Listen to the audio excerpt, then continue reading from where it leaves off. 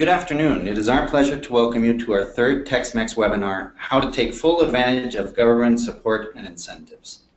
Before we begin the webinar, we would appreciate if you could help us out by answering the following question. What was your main reason for attending this webinar?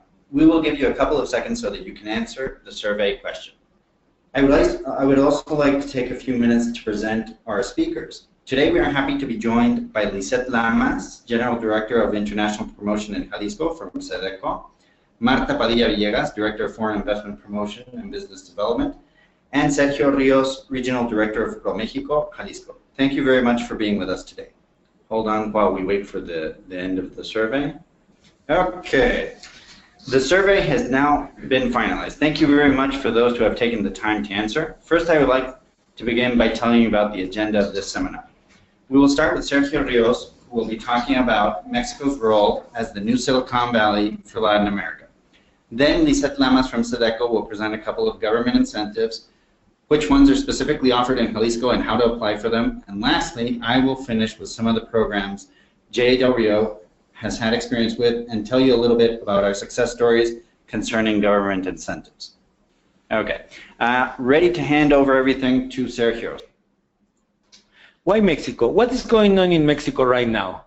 I think Mexico has some strengths. Some strengths are the demography, the size of the economy, the economic, the productivity, and also Mexico is putting a lot of effort to have engineering and manufacturing careers.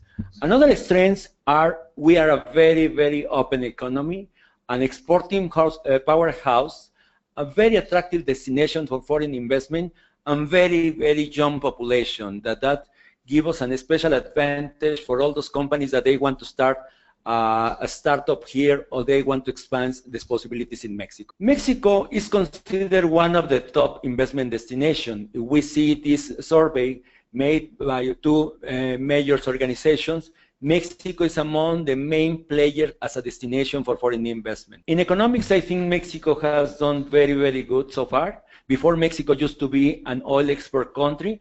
Now, 90% of the export from Mexico are manufacturing goods. Also, we have a very positive ranking among Moody's, Fitch Rating, and Standard & Poor's, and we see how Mexico has improved this rating for the past years. Mexico as an export hub. Mexico has been a very important export platform. Why? Because we have 46 different free trade agreements with many countries.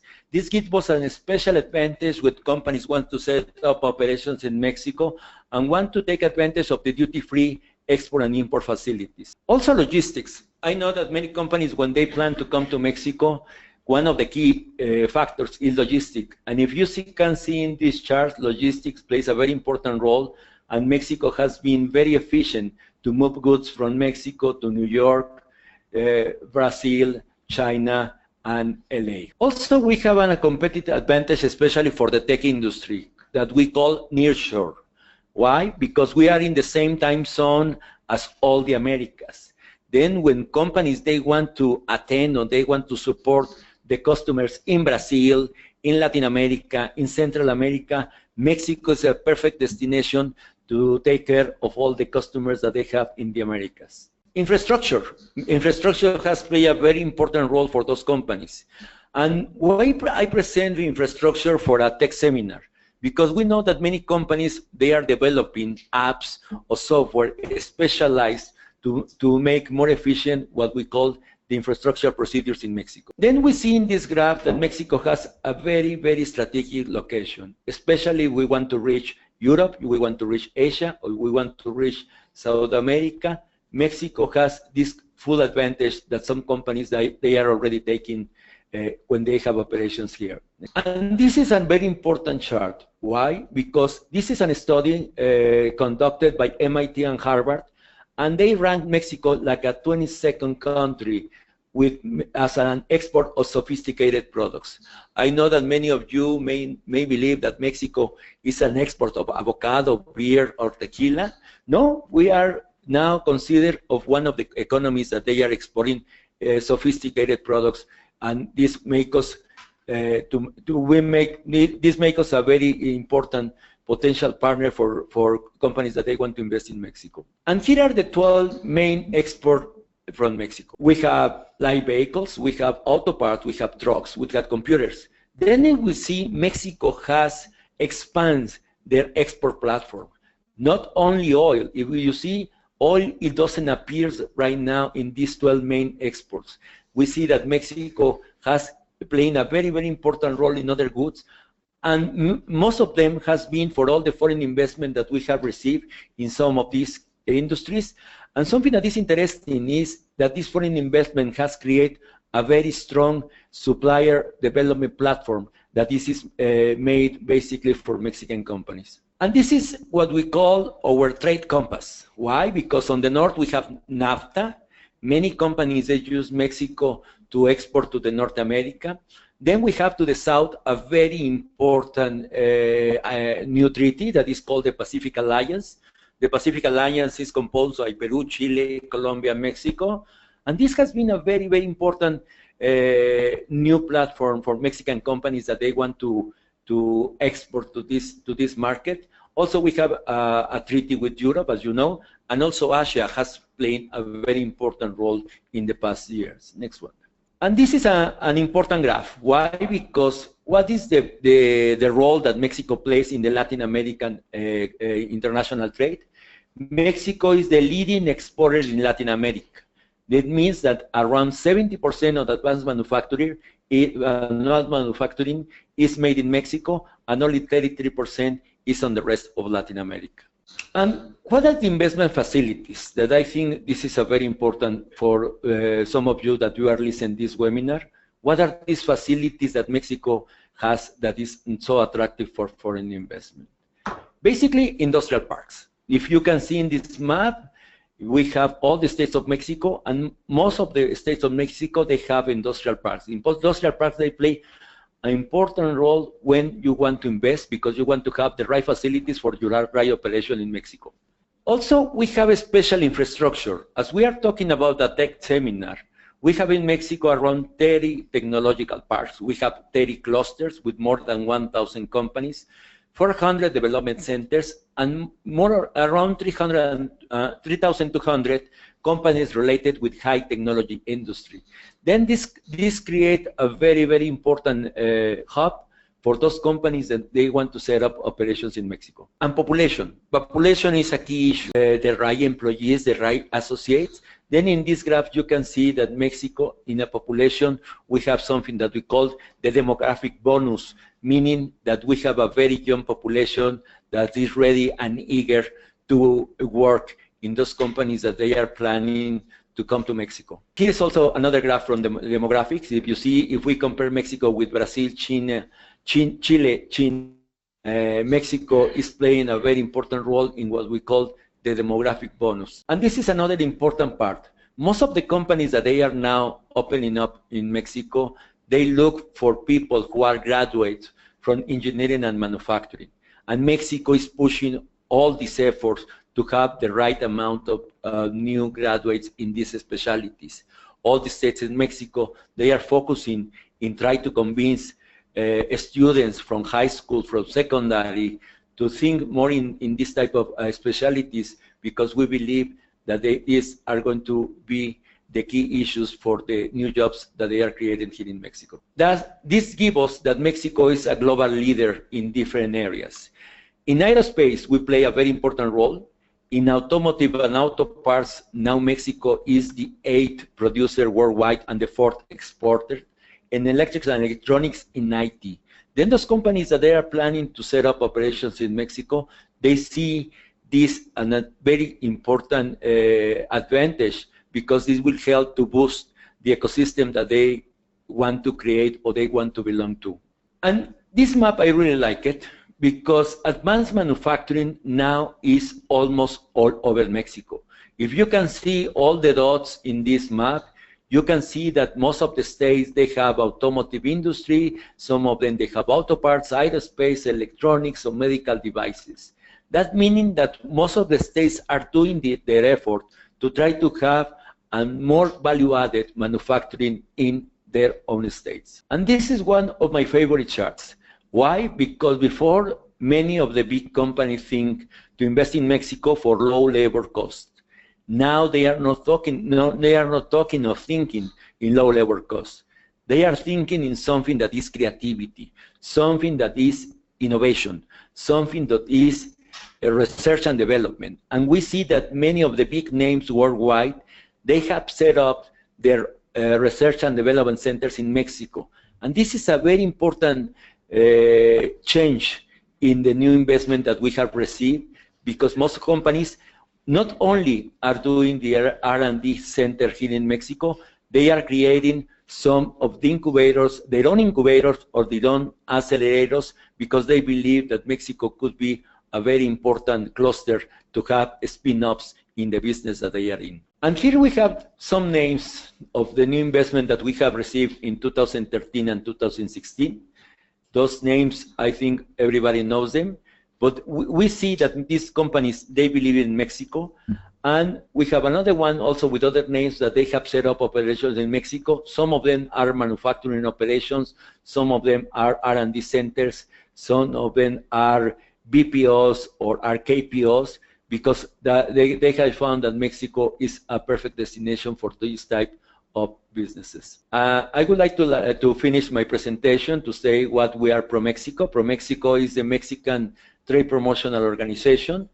What we do basically is we help Mexican companies to export. We help or assist foreign companies that they want to set up operations in Mexico. And also we help Mexican companies that they want to open operations abroad. These are our platforms that you can check and we can use. Some very interesting for one of you that they want to check where to invest in Mexico is the Mexican investment map. The Mexican investment map can give you an idea of where to invest, why to invest, according with the characteristics that you would like to, you are looking for in Mexico. Another one that I suggest is Mexico 360. This is an app, and they give you very interesting statistics about all the industries in Mexico and what is the positioning of Mexico in all those industries. And we have also podcasts. We have our magazine that it comes in English called Negocios, and the website that is www.promexico.gov.mx, and you can see there all the information that I can tell you. That we have some studies in English and Spanish, and you can, if you have more information, of course you can look at it. Thank you very much. And the last graph, you have my contact, you have my website, you will have my email, and you have my address, and I am open for any question that I may have to you. Thank you. Thank you very much, Sergio. I think we're ready to pass it over to Lisette. Can we go to the next slide? There we go. Passing it over to the state. Thank you. Thank you, Bernardo, for the invitation. I'm really happy to share some information about the Ministry of Economic Development, especially through the area of attraction of investment. We will focus mainly on the incentives that, as company, if you have an expansion or you are looking to establish a new company, please come with us, and you will see the way that we can support you and with the best disposition. Well, in general terms, once you notice us that you will have an expansion or you will have a new investment in Jalisco, you will be assigning an executive for your project. So which is the support that he can provide you? He can prepare an agenda based on the specific needs of your project, which, as you can see, you can have some options of facilities, some options of office, looks for some industrial parks, also request some information that mainly the company or the corporation needs to have to support the investment that you have taken in Jalisco, make some connection or regulations with other government agencies, with private universities, with other companies to know the experience that they have, the ones that are already established here in the state, and also with some migration-related topics. We can also support in this way. Well, we will talk about the state incentives, then we have some federal incentives, and at the end, municipal. What is the main points that you need to have in order to apply for an incentive? There are three basic points, which is an amount of investment in fixed assets, the creation of new jobs. It's important to notice that they have to be direct jobs of the company, and the salaries, the amount of salaries. With these three data, you will get an estimated incentive proposal later. The way that we share this incentive proposal letter is we give to you a first contact format, which you will reflect the first 2 years of operations of your project. Mainly it's an Excel format. It's going to be around 3 or 4 pages. It's very simple, but it's just to know in detail about your project. It's important to know that in this format, you have to mention the critical needs of the project. Mainly, some of you need some training. Maybe you need some adequations, equipment, infrastructure, or a specific base of you. So we will talk in detail, and it's a very important program, a very nice and easy program that you can apply as an IT company, and we'll see in detail. So next. Well, this program is called Invierte en Jalisco. This program opens each year, so which is a fiscal year program. This opened in March 2017 and will finalize in November 2017. But this is very attractive program because it covers all the items that you see in your computer, which is training, leasing, infrastructure, equipment, which includes computers and new machinery for the manufacturing companies. Some of they can cover some salaries, participation in national or international events, and consultancy and advisory.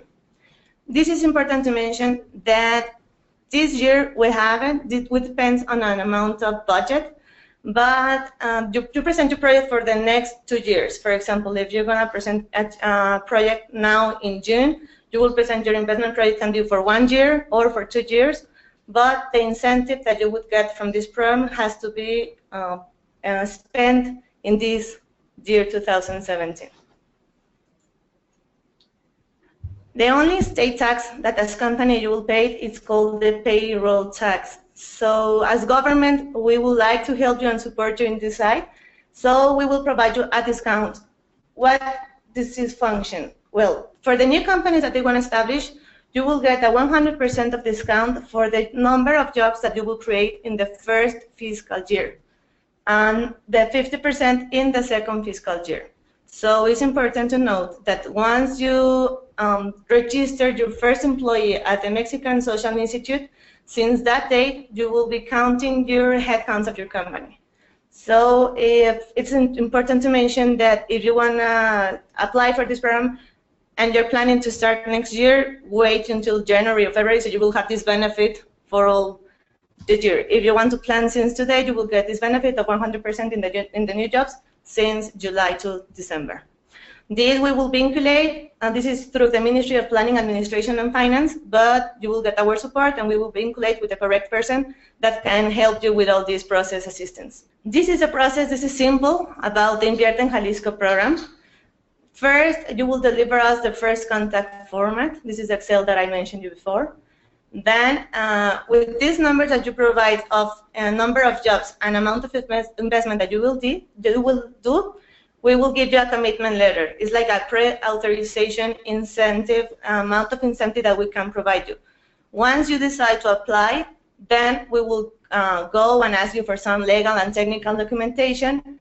Then we will do a validate agreement and, well, submit some documentation to administration through the Ministry of Planning, Administration, and Finance, who are the ones that provide this support, financial. And then we will do the follow-ups of the commitments of your project, especially for the number of jobs per semester and the amount of investment in fixed assets. It can be like per semester or per year. It will depend on the project that you will present. One-stop window support. We are like a business center. We will assign also an expert and an executive in handle all the paperwork required once the company decides to establish in the state. This can be vinculate you with the municipality where you will establish the company. If you have some needs or support with the Federal Electricity Commission, with water, with environmental, with transportation and communication, with the Social Security Institute, we can also support you with this. Now, talking about the federal programs, there is a program that is very interesting, which is called Becate program. This is financial support for the companies during the training period of your employees. This is according to the specific needs of the company, and this also helps with the selection of the trained personnel. This support can go from 1 to 3 minimum wages, and the duration it can be from 1 to 3 months. This program covers the cost of the materials, the instructors for training, the transportation support, the assistance, and proof of certified. It's like a scholarship. There are some groups that can go around from 1 to 30 people. So the main objective is to support you to find the correct profile that you are looking as company. And as a result, you have to, at least 80% of these people you have to acquire as company. You have to hire at least. This also, we can vinculate you with the Ministry of Labor, which is in charge of this program, so they can explain in more detail and the documentation that they have to provide. It's simple documentation, and it's a good opportunity for the beginning of the training programs that the company has. Well, it's any question, please let us know. We are in the Ministry of Economic Development, which is called SEDECO, and please contact us. We're in the attraction area. Thank you very much, Lisette. And just as a note, if you do have questions, we will have, and I forgot to mention that, we will have a question and answer session at the end in a couple of minutes. So please feel free to start on the chat, getting going on those questions. Don't forget them, and we will have time to talk about them. And one that I thought of just before we get off onto another subject, Lisette, is on one of your slides you were mentioning the reduction in state tax applies only for direct employees, not for outsourcing employees. And that can be an issue because many people, when they come down or want to start up and outsource everything so that the people aren't on their payroll, and what we found is that it usually makes more sense if you have a more substantial amount of employees to always have those inside the same company, paying their taxes properly and being able to get the corresponding benefit. Moving on, we're going to talk about some other programs. ProSoft. Now, this is one of our programs that was first designed in 2002 and redesigned in 2008 as ProSoft. Between 2005 and 2011, the sales of the IT sector increased more than 100%, reaching 13 billion US. And the annual budget for this project has been approximately around $50–60 million. So that's the pie that we're talking about.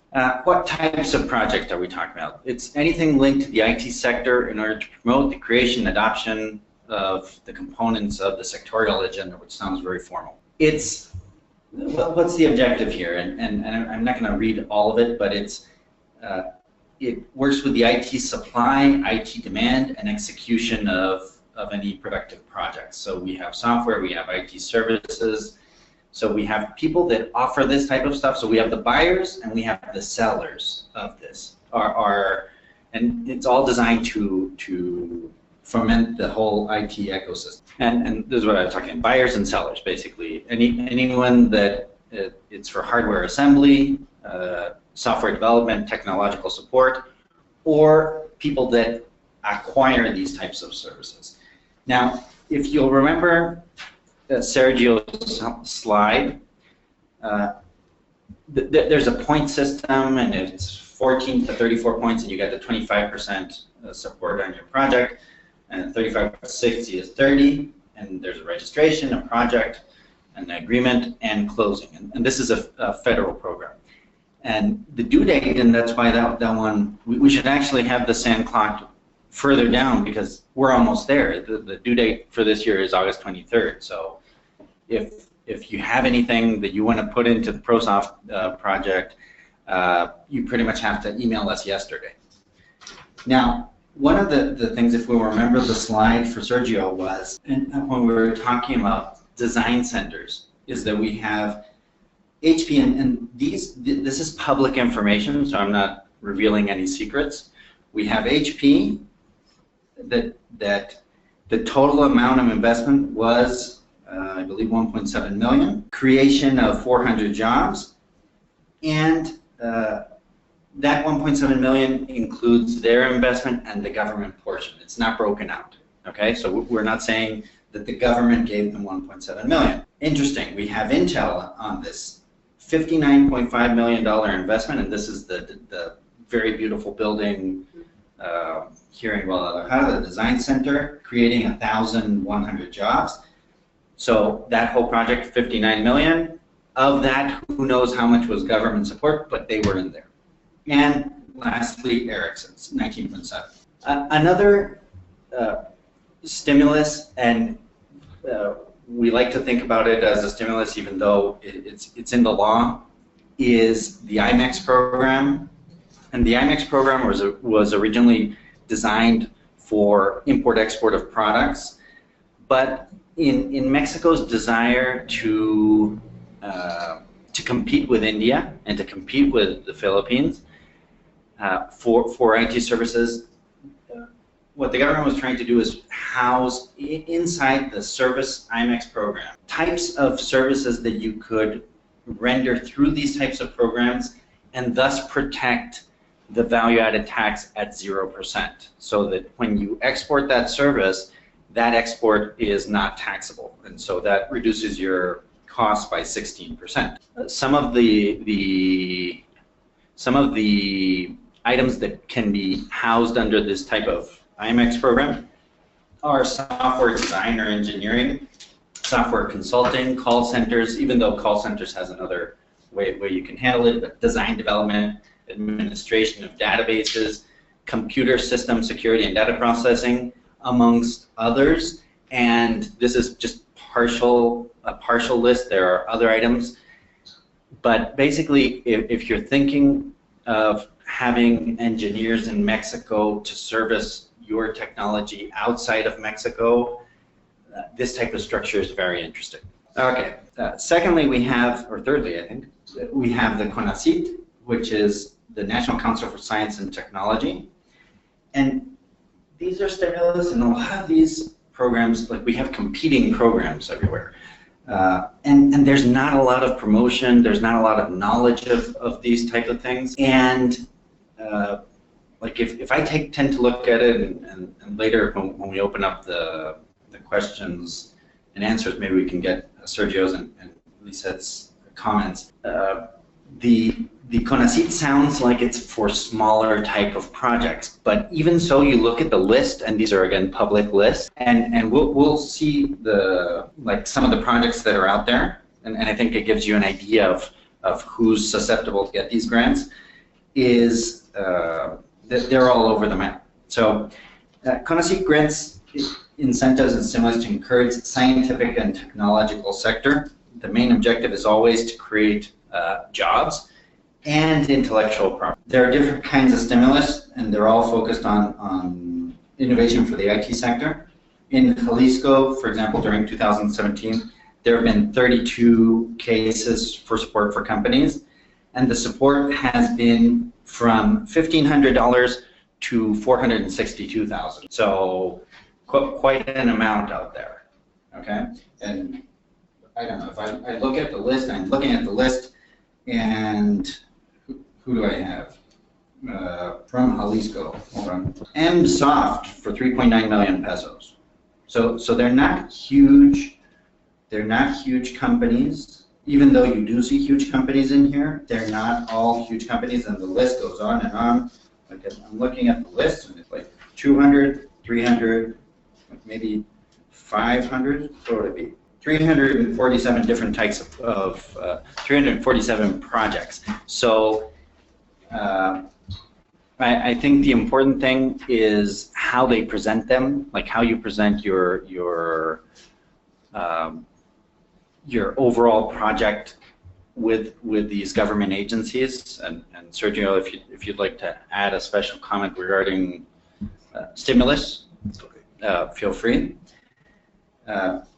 So that's very interesting. Now, the next slide we have, registration is in September 2017, and the incentive can range from 10 to 15% to be developed during 2018.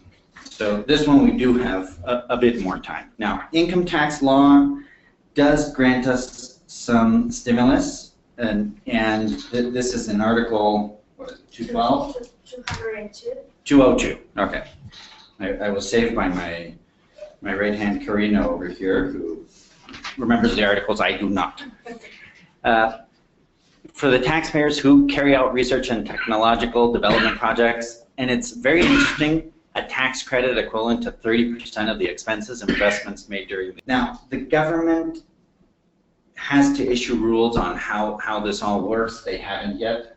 We look forward to them doing that. But it does have to go to a committee, and it is subject to approval. Some other cases that we have here, a couple of success stories for companies dedicated to software development, call centers, and the amounts obtained in order for these projects to come here and to show how aggressive the state is and the state and the federal authorities are pursuing companies is the amounts were higher than 2 million pesos in every case to be used in training, equipment, and building improvement. So there are funds available. There are states in Mexico where funds are not available. Like I know, I'm not going to mention any because I'll get into trouble, and Sergio laughs. But Jalisco does have like positive finances, so there is money available. Now, before we begin the Q&A session, we would like to ask you once again to help us by answering a quick survey question. How did you find out about the webinar? And we would appreciate it if you could take a few seconds to answer it, since it is important for us to know where you found out about the Tex-Mex project. And thank you, Bernardo. I would like to say some words about how many companies are located in Jalisco. Jalisco, for the high technology sector, they have already 700 different companies. Jalisco, you can find a very friendly ecosystem. Basically because you have big OEMs, you have creative industries, you have BPOs, you have software development, hardware development, you have Internet of Things, you have virtual reality. Really, the high-tech industry in Jalisco especially is booming. That's why we call it the new Silicon Valley of Latin America. Also important in Jalisco is that we have around 25 different universities. Then the universities, they play a very important role in order to create the right programs for all those companies that they are planning to come to Mexico and to have special skills for those people that are planning to hire. And also we have support organizations. We have organizations like CANIETI, that is the National Chamber for Electronics and Information Technology, that on the West chapters plays a very important role because there is a body that helps all those companies that they are located in the ecosystem in lobbying to have a better conditions for the, let's say, for the environment that they want to create. We believe that if you are thinking to come to Jalisco to invest, you are in the right track, it's the right decision. The high-tech industry has been booming, has been growing, and we are very pleased to check all the different projects that you would like to have, even if you are a small and size company, if you are a startup, if you are a spin-off. I think Jalisco could be the best destination for you, and you will find a very friendly environment and very professional environment to grow your business in this state. I think what Sergio mentions is very important about this is interesting, and Mexico can be a very interesting destination for companies of all sizes. And one thing that we've talked about in previous webinars is that your burn rate, the rate at which you burn away capital, like if you've just gotten capital from some venture capital or whatever, it goes a whole lot farther in Mexico than in San Francisco. Like an engineer is much more, it's easier to find it, and if you're not Google or Facebook, being able to attract that talent in a Silicon Valley or even other places in the world can be very trying. So looking elsewhere for talent can be a more economic approach and also easier to ramp up from where you're starting. Okay. One thing to note, like this is the third Tex-Mex webinar. We do have our first webinar was an overall approach. The second, what are the reasons of coming to Mexico, Silicon Valley? The second one was issues related to talent, and we've had really first-tier people involved in all of these webinars. And this is the third one. And the next one that we're going to have during July is, well, now that you've got me all riled up and I want to go do this, how do I administrate the whole deal? Because if I'm 500 miles away, 1,000 miles away, or 2,000 miles away, like how do I actually control having 10 engineers in Mexico? And so we're going to talk about like the best practices there. So we will be sending kind of the tapings of those two if you haven't seen them before. And please also feel free to contact us if you have any questions. We will be happy to help. And we have some questions, but before we get going, Sergio wants to say something. I say that you say something interesting at the end. How do I start to take this advantage in Jalisco? I think the best way to do it is to come down to Jalisco, really to come, and we can organize together, we as a ProMexico, together with SEDECO, a very interesting program depending on your needs. This program, of course, includes meetings with the high officials from the two ministers that we have in Jalisco. We have the Minister of Economic Development, and also we have the Minister of Innovation, Science and Technology. I have to highlight that Jalisco is the first state that has a Minister of Innovation, Science and Technology, and this minister is very eager to boost this high-tech industry worldwide. Then when you have a program here in Jalisco, we organize meetings with them, we organize meetings with the key players, we organize meetings with universities. If you're interested in see some site facilities, also we can share that. Then at the end of maybe 2-day programs, you can have a very clear idea of what could be your possibilities of establishing an operation here in Jalisco. Then I really invite you to decide to come to Jalisco. If you are in the United States or another place, it's very easy to reach Jalisco. We have basically direct flights from the States to Jalisco State. And ask us to have this special tailor-made program for you that we are very convinced that after being 2 days here in Jalisco, you will stay here. We do have a couple of questions here. The first one, I think, Sergio, this would go to you, is why has Jalisco become Mexico's Silicon Valley? I think we have to talk about history. Jalisco started with operations from Motorola and Kodak around 40 years ago. Then these two companies create the beginning of a very interesting environment, and the policies that the state government had put in place attract more and more companies. Then, as I said, if we start 40 years ago with Motorola and Kodak, and now we have around 700 different companies for all the high-tech industries, I believe that this has created a very interesting pathway for companies that they want to set up operations here. And they are serving the States, they are serving Canada, they are serving Central America and South America. That's why we are calling now the Mexican or the Latin American Silicon Valley, because even companies from Colombia, companies from El Salvador, they are coming to Jalisco to establish this operation here because they find a very friendly and very welcoming environment that we believe that this is an important issue. If you go to San Jose, to Silicon Valley, I think this environment of cooperation is a key factor, and Jalisco has had this environment of cooperation and to try to have the right people working in the right places and to have the right communication between private companies and public entities. The next question I have is, any due date on when to request the Invierte en Jalisco? Well, the program closed in November. As I mentioned, we have a assigned budget, but we have June to November.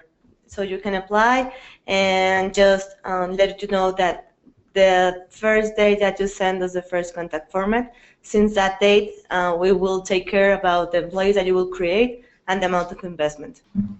The first contact format is only a formality to understand your project, because some people, they believe that it's like an official paper that they have almost to seal.